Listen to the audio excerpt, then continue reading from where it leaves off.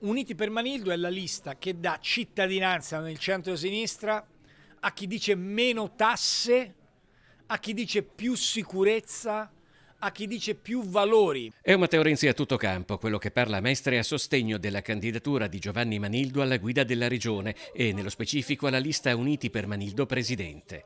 Il Veneto, dice Renzi, è stato determinante per lo sviluppo italiano, ma oggi che per vari motivi la sua economia inizia ad essere in difficoltà, diventano ancora più evidenti le lacune politiche e amministrative di chi l'ha governato. Il Veneto non merita le prese in giro. Ieri Calderoli e Zaia hanno fatto finta di firmare una riforma sull'autonomia. Abbiamo a Roma il governo più centralista della storia.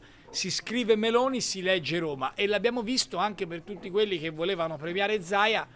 A Zaia hanno impedito non solo di fare il terzo mandato, ma anche di fare il ministro. Quindi vuol dire che a Roma non guardano di buon occhio il Veneto. Da Venezia a Roma, dalla regione al governo, il centrodestra si sta dimostrando incapace di offrire risposte, aggiunge Renzi, e sono i numeri a dirlo.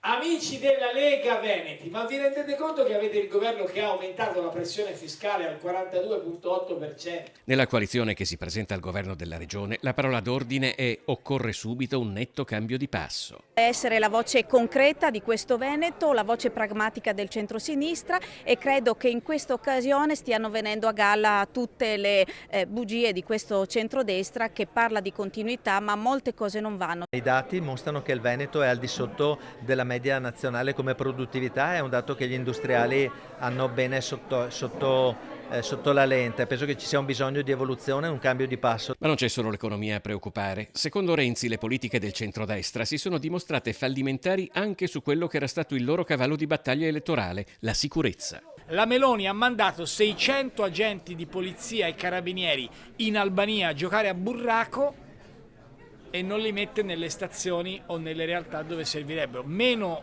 carabinieri in Albania, più carabinieri in Veneto.